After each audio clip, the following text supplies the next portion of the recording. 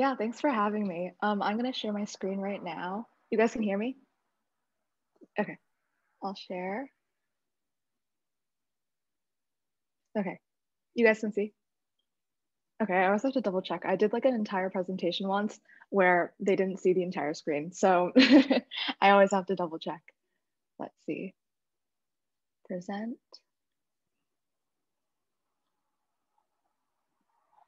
Okay, so taking action and why it matters.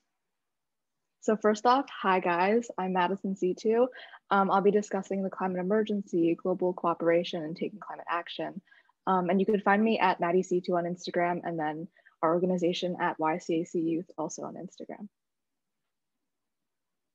So first off, a little bit about me. I'm from Northern New Jersey. I'm Chinese American and I can speak Cantonese. I'm an incoming high school senior, so college apps are right around the corner, or like actually currently, it's right around the corner for me. I didn't start. But I'm the oldest sibling. I have a younger brother and a younger sister.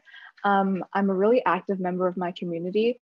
So right now I'm in Girl Scouts. I'm working on my Girl Scout Gold Award, implementing a composting system at my high school. I really enjoy volunteering, so you'll find me like handing out water at like the 5K runs at my town events. And then I also run my student donation sort of business at school. So upperclassmen donate books to my library, and then I sell them at a cheaper price to underclassmen, and then raise money for different initiatives. So right now I'm working with UGMA, which is the National Center against violence of women in the Black community, which is a thing I'm really passionate about. And then finally, I'm a really big foodie. Right now, I'm into bagels and sushi, specifically for bagels, everything bagels with like a New York, New Jersey amount of smeared cream cheese and then lox. Anyways, so what I do, I'm the executive director at Youth Climate Action Coalition, and I direct the overall organization and oversee all the departments.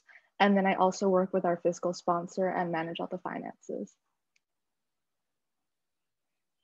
So a little bit about YCAC and our initiatives and achievements. So YCAC is a youth-led certified 501c3 nonprofit that provides a platform for students worldwide to foster sustainable practices in their communities. So we consist of over 30,000 high school age students worldwide, and we focus on reducing schools' environmental impact. So we organize webinars, challenges, and projects in order to mitigate the climate emergency. And then we really emphasize the importance of taking action, as the title of my presentation. But we've been featured in Yahoo News, the LA Times, Good Morning Sacramento, and the Loomis News. So I'm going to be talking, it's kind of just bullet points. It's not as like visual as the other presentations, but I will be talking a lot. So regarding the climate emergency and climate change versus the climate emergency. So what's different between the two terms is that they basically refer to the same thing, but climate emergency adds a sense of importance and makes more prevalent the idea that we need to be taking action now. So many world leaders actually have retired the term climate change in a lot of scenarios and have replaced it with climate emergency to increase the urgency of the situation.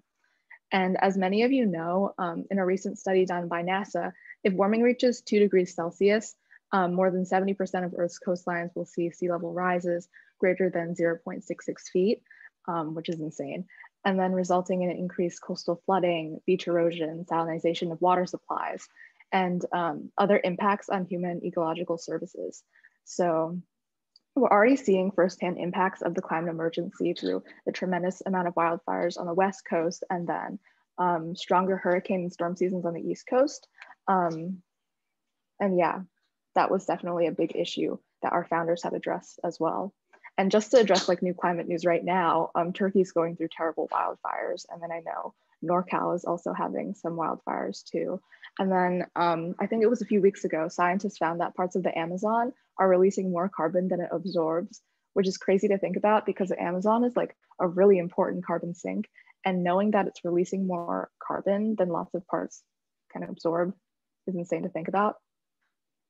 And then environmental inequality is a really big topic that I will be addressing.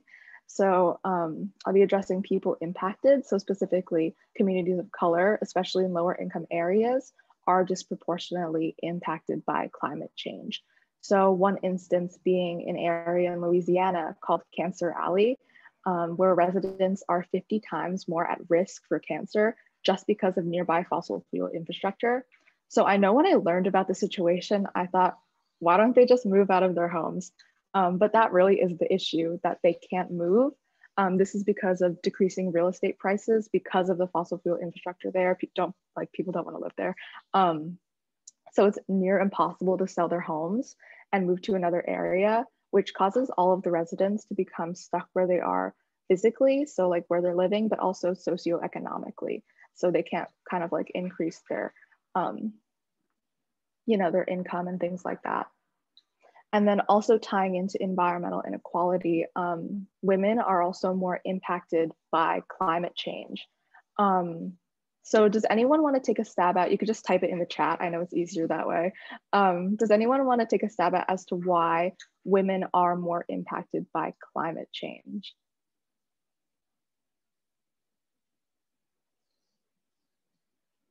Oh wait, just kidding, I can't see the chat. Wait one sec.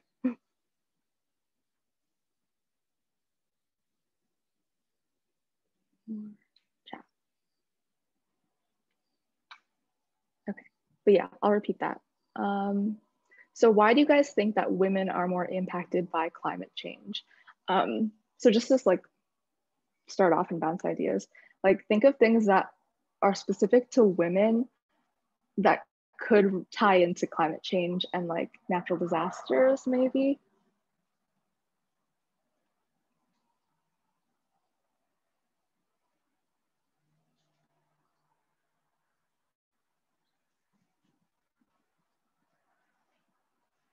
I can start off by listing one, I think. One thing that I had discussed in a recent like climate change class actually was regarding reproductive health in women, because they recently found microplastics within reproductive tract of women, like in placentas or something. And I think that's insane that plastic has consumed like everyday life, even like within your own home and then in your own body. I think that's crazy to think about. So that's one way. Women are more impacted by climate change. Let's see, anyone else have one? I'll keep brainstorming too. I have like one I'm going to talk about later, but I'm going to brainstorm as well.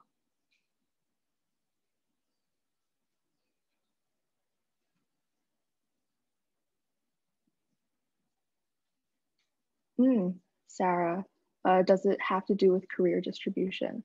I'll have to look into that actually. I think that's a really good point. I think that will definitely be an important topic to discuss in the future too, a lot with like green jobs being distributed to like men rather than women, if that is what you're trying to address. But yeah, normally I definitely agree, because I think that oftentimes you see women in these factories like sewing these clothes for fast fashion. That's a big issue, but not really men, because they don't know how to sew. That's like kind of a stereotype, but happens to be like often very true. I'll be talking about stereotypes in a bit. But yeah, that's a really good point. And then another one that I have like some notes to discuss is climate migration.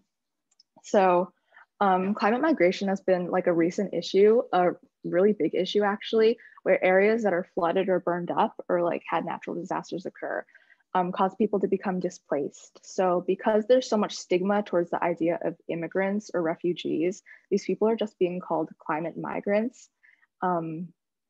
Yeah, so governments don't really feel the need to address them with the same amount of urgency as they do immigrants, even though sometimes their situations are worse. So going back to the idea of disproportionate impact, women are more likely to become climate migrants. So although it is stereotypical, like I said, I'm going to be talking about some stereotypes. Although it is stereotypical, it is true, especially in third world countries, that men move away to become a large provider money-wise for families, and with that causes women to be stuck at home and to be the number one care provider for households. So when climate issues cause natural disasters, these women are the ones who have to move out of their homes and look for refuge. And then one thing that I found that was so interesting in a recent class, which is a minor stereotype, but a really large issue that a professor of mine at an NYU class, her name is Dr. Sylvia Mayer, had discussed was the importance of swimming, in a climate emergency. So if you want to put in the chat, I know you guys are a little bit shy, but can anyone guess why swimming might be an important topic to discuss in the climate emergency? Yes, floods. Actually, personally, I don't know how to swim, so that's going to play into the stereotype. But you're so true. It is important because swimming is your #1 skill to survive a flood. And unfortunately, more men than women are taught how to swim because of social and cultural reasons. So in the wake of the 2004 tsunami, an Oxfam reporter found that surviving men outnumbered women almost 3-1 in Sri Lanka, Indonesia, and India. So while there's no clear cause as to why this is, there were similar patterns across the region. And that was that men were more likely to be able to know how to swim and women did not know how to swim. And they were also losing precious evacuation time trying to look after children and other relatives because they were the #1 care provider in the households. And I can put a few links later discussing all of these issues. And then finally, talking about bipartisanship. So first off, these issues are not just impacting Democratic or Republican areas. You know, these wildfires are not just going to burn up Democratic voting areas. Pollution's not just going to affect Republican areas. You know, the climate change is not a political issue. It's a human rights one. So this is why YCAC emphasizes their bipartisanship. In fact, YCAC was founded in a largely Republican area. You can learn more about our emphasis on bipartisanship in our LA Times article, so I'll place it in the chat in a second. So Jack, one of our founders and a friend of mine, had said in the article, even though we have more conservatives here, like where he lives in NorCal, with the climate crisis, we can all work together because we can all see the effects. So later he says, we're all affected by the droughts, we're all affected by the fires. So I think it really emphasizes the importance of a collective effort and how all of these natural disasters are impacting everyone. And then this climate emergency really relates to almost every global issue. So socioeconomic disparity, sexism, politics being another one, another being racism, etc. And then the one common factor in all of these issues is human and specifically corporate involvement.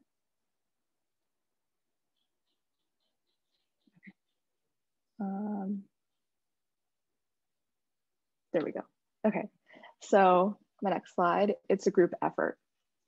So what I mean by this is that we really all have to understand that the climate movement is a group effort and any actionable change is going to take cooperation on an individual, local, national, corporate, and global level.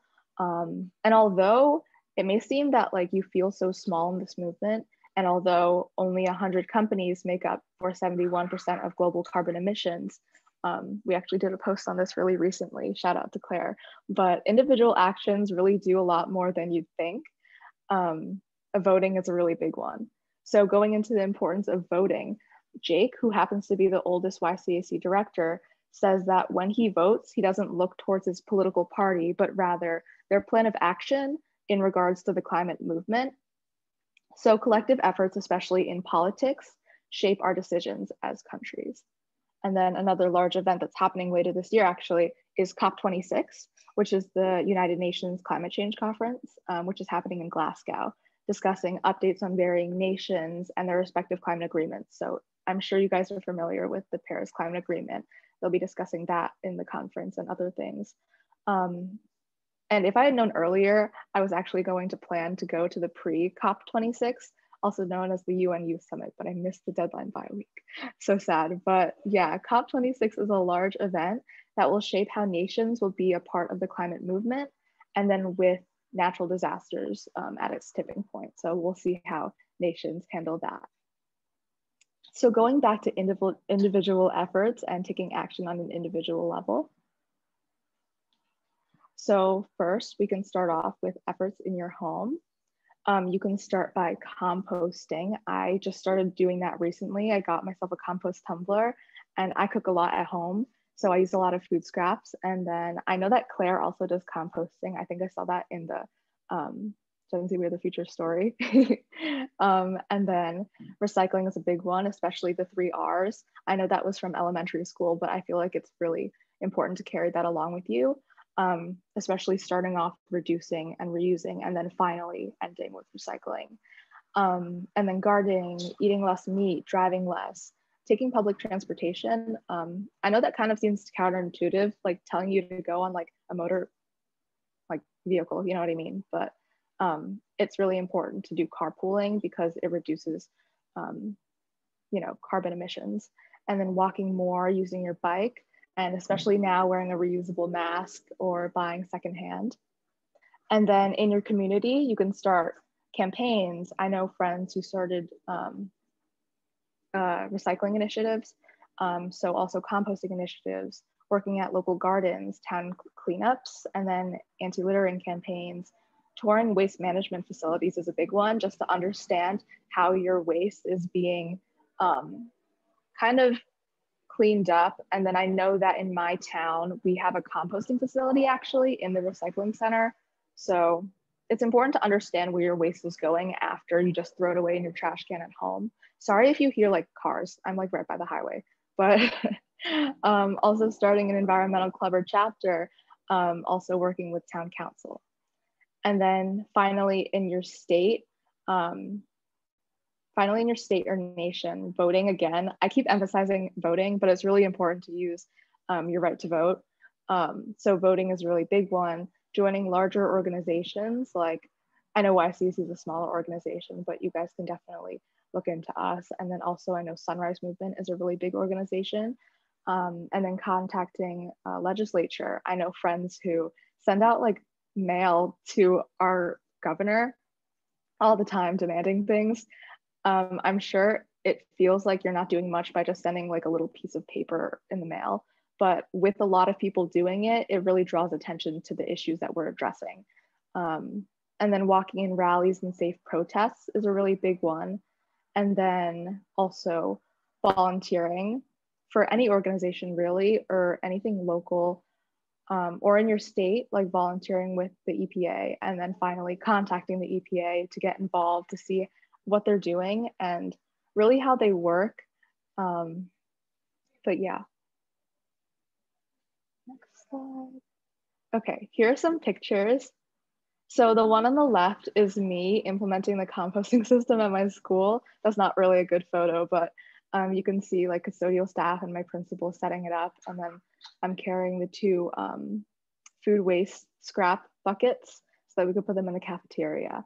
And then on the right, you can see, on the far right, you can see Jake and then his 2 friends on the left, them also working on their composting system. And I feel like these photos really emphasize how these projects can be implemented at any school. Like personally, I live on the East Coast and they live on the West Coast. And knowing that you can do these projects anywhere and oftentimes anytime really makes it feel like you're a part of the climate movement. So it's really nice. This photo is kind of funny, but on the top photos and then the left, we see the founders, Jake, Jack, and Kevin touring a waste management facility. Again, like I said before, it's really important to know where your waste is going, because I know once we throw something away in the trash can, I kind of just forget about it. But knowing that, let's say, just recently, I talked about like garbage disposals. I don't have one at home, but I was staying at an Airbnb and you basically put food down the drain. You guys know what garbage disposals are. But you press the button and then it grinds up the food and then goes into the sewage. But I hadn't even thought of that. So I feel like it's really important to know where all of your waste is going, just to quantify sort of how much you're producing and how you can cut down on it. And then the bottom right, you can see them talking with people from the EPA after an event that they had, just to get to know what they do to help the environment and other things like that. So going back to why does this all matter? So first we can address impacts again. So everyone's impacted in a small and large way by climate change. So if you have family, if you have pets, if you love eating bagels like me, if you're a person on this earth, I feel like climate change is an issue that impacts everyone. In fact, I was watching a TED Talk recently with a woman called Catherine Hayhoe. I think she was a professor at a university in Texas. And she mentioned how every single aspect of your life is touched on by climate change. Even, let's say, where she's teaching was a really conservative area in Texas. Every single part of life is impacted by climate change. Like I know Texas was recently impacted with storms and their houses weren't built for storms. So even housing is a really big thing. And then going back to inequality, women are more impacted, and then also people of color. So then goes into social responsibility.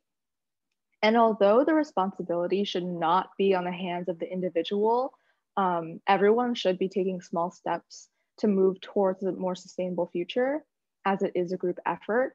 And I know it feels like it's really hard to get big corporations' attention, but at the end of the day, you are the consumer, so you have the power and the say as to what you want to buy. So even just being a part of the climate movement, taking into account what you want to buy, and showing that to big companies changes their mindset a little bit.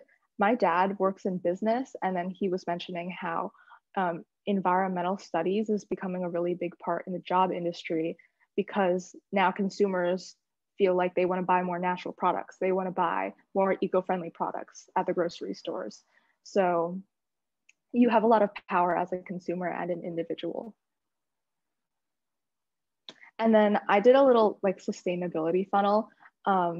So from at the top, let's start there, which is first awareness. Some people can't really get past this stage, like even understanding or accepting the situation that we're living in. But that's a really big part in first stepping into the climate movement and taking action. And then with that goes into education. So spreading awareness, teaching what you just learned. I know my parents are kind of stuck at the awareness and education level. They're right there, but they're at that level, but they've started to read more about the news. So becoming more aware and then telling me about the news. So recently there were wildfires in Russia. So spreading awareness and education, even in your home, is really big. And then that funnels into lifestyle changes. So sustainable lifestyle changes, eating less meat, eating less dairy, things like that. And then with that goes into your community and implementing sustainable community changes, like starting compost initiatives or recycling initiatives and other campaigns. And then finally, I keep talking about voting, but it's very, very important. So voting for state and national candidates. I do not have the ability to vote yet because I have one more year and then I can vote. But if you guys can vote, I definitely recommend. But yeah, definitely recommend voting for candidates who have a climate action plan. Even if it's not really on par with what you want, it's really important to have one in general. I know that there are lots of candidates who ignore it and don't really address the issue. So even voting for people who barely have a plan but do have one is the minimum. That's why a lot of people lean towards Bernie Sanders, because he was a really appealing candidate. And then finally, future. All of this kind of funnels into a more sustainable future and a place that we'd really want to live, like a more habitable place, and making environmental consciousness the norm. But yeah, that's all. Let's see, let me check the clock. But thank you guys so much. Thank you for participating. That was really fun. And again, you could find me at MaddieSitu on Instagram, or you could just email me madisonsitu@gmail.com. Most of my, ways you can contact me just are MadisonSitu. So any questions? I think in the chat we had a private comment. So they were asking, what is your favorite thing about working at YCAC? Yeah, I think that my favorite thing about working at YCAC, I mean, I love it all. I really like having lots of things to do. I love being a really busy person. So I love taking on challenges. And recently we wanted to get 501c3 status. So I was working with fiscal sponsors. So I really love being involved in meetings. And I also like talking to people. So even if that just be quick meetings with some of the team members and things like that. So yeah, I like being busy. I like, the nonprofit sector. I feel like I know that it's kind of a closed off area. And also there's a lot of stigma towards nonprofits because so many people are starting them, and also people don't get paid. But I love doing work, and I love, volunteering and doing service work. So I feel like that's a really big part in it too, just knowing that I can help. Yeah, that's amazing. So, if there aren't any other questions, we can probably wrap it up here. But thank you so much, Madison. That was really insightful. And I think I personally learned a lot about climate change and just how people can get more involved. So, thank you so much. And Thank for you. all our attendees, yeah, we have a small break now. So, feel free to eat lunch if you're on the West Coast or if you haven't eaten lunch yet. And then we'll be back at 1 o'clock for our new keynote, which is creating impact without being a founder. So we look forward to seeing you all there, but thank you for sticking around and have a good lunch, everyone.